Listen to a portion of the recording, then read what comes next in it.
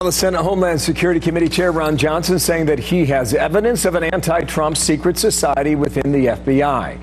He said this with Brett last night. What this is all about is further evidence of corruption, more than bias, but corruption at the highest levels of the FBI and that secret society. We have an informant that's talking about a group that were holding secret meetings off-site. There's so much smoke here.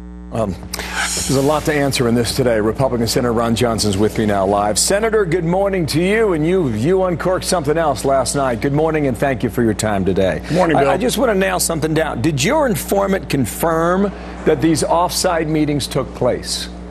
Now, listen, the term secret society comes from Strzok and Page. All I said when I read that, it didn't surprise me because we are the committee that whistleblowers come to talk about all kinds of problems throughout the federal government. And so I had heard of a group of people within the FBI holding secret off-site meetings. So I was just kind of connecting the dots. That didn't surprise me when I heard that term. But again, that's Strzok and Page's term, not mine. Just to be clear then, are you backing off of what was spoken last night? No, I'm saying exactly the same thing. I have heard, from somebody who has talked to our committee that there is a group of individuals within the FBI that were holding secret off-site meetings. Again, it's Strzok and Page calling it a certain term. I'm just saying off-site meetings. Important stuff here. How many agents were involved in these alleged meetings? I'm not going to start pointing fingers from that standpoint. Again, I'm just connecting the dots. Bill, my committee has jurisdiction over federal records. We have been investigating the Clinton email scandal since 2015. We pretty well dropped it after the election, pretty much at the direction of President Trump. He said, we don't prosecute people that we beat in elections. But then once the Office of Inspector General began its inspection and we found out about these texts pretty well laid in my lap as well. And they really do raise very serious concerns about what is happening in the FBI. It's my responsibility to keep digging. Yeah, we're going to get to that. I want to keep digging on this and push it just a little more. Did your whistleblower confirm that this was just the agents Strzok and Page, or were there more involved within the agency? I think there's indications there were a number of high-level FBI officials that were holding secret meetings off-site. Is that half a dozen? What's the number? Again, I can't really put a number on it right now, but more than just Strzok and Page. But understand, Strzok and Page were very high level within the FBI. I mean, Peter Strzok's title was FBI Deputy Assistant Director of the Counterintelligence Division. These aren't low-level underlings. These are individuals that had access to the highest level, including the director of the FBI, having conversations, popping in and out of Bill Priestap's office or Andy McCabe's office. These are people at the top of the FBI, and they're having communications. Yeah. Does your whistleblower currently work at the FBI? I'm not going to get into at all, where we're getting this information. We protect our sources. I understand that. Is it one person talking to you or more than one? I'm going to protect our sources. I don't want to give any indication because we are dealing with the world's premier investigative agency here, and people that come forward to us fear retaliation. That's true throughout government.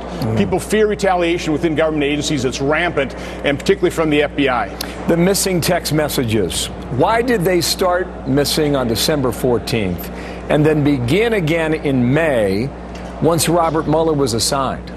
Why is that? It could be truly a technical glitch, but it's suspicious. And one of the questions we're asking the Department of Justice and the Office of Inspector General, are they aggressively going to recover those from other sources, from the carriers potentially, from the devices? Have they, for example, interviewed Strzok and Page? Have they interviewed other people that Strzok and Page were basically talking to?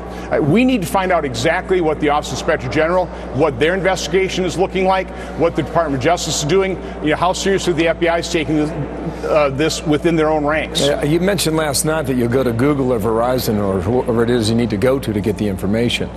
They may have taken these conversations offline, which means they may have gone to encrypted apps. And I don't know how you would recover all that information, but just for a sense of clarity, where does your investigation go next? I can't say specifically, but we're going to try and recover those records, those texts. Those texts are so important because this isn't testimony that's been rehearsed with a bunch of lawyers getting their client ready for testimony. This is just unvarnished statements, texts made by two individuals at the highest levels of the FBI. You can see the impunity with which they're acting here, because they're the FBI. Nobody's ever going to investigate them. Well, sorry, we are going to start investigating them. And you can look at this in a lot of different ways, including this text message, which is a bit of a head scratcher. Peter Strzok apparently sent this: "You and I both know the odds are nothing." He's talking with Lisa Page. "If I thought it was likely, I'd be there, no question. I hesitate in part because my gut sense and concern, there's no big there. No, what's that tell you? It seems to run contrarian to part of this argument. Well, again, I don't know exactly what involvement Strzok had in the Russian investigation as part of just the FBI, but my guess is he was right in the middle of it, if not heading it, okay?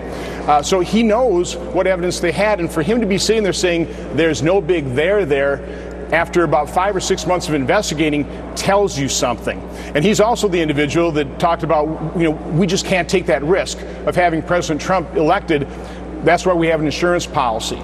Right before that, this is kind of in the middle of nowhere, comes out of these terms: an investigation leading to impeachment. What are they talking about there? So again, we have threads, we have a lot of smoke, but again, where there's smoke, we certainly need to investigate if there's fire. All right, last question here. James Comey apparently sat down with Mueller's team. So is Jeff Sessions, and so is Mike Pompeo, according to reports we're getting. Do you want President Trump to talk with Robert Mueller's team? Listen, I'm totally involved on the federal records part of this equation. Those are intelligence community. I don't have the information of the Mueller Russian investigation. I'm really more on the Hillary Clinton email scandal and the potential corruption within the FBI as the Senate Oversight Committee. So I'm not going to express an opinion on that, but I do think Director Comey's got a number of things he needs to answer as well. Senator, thank you for your time. Have a good day. Ron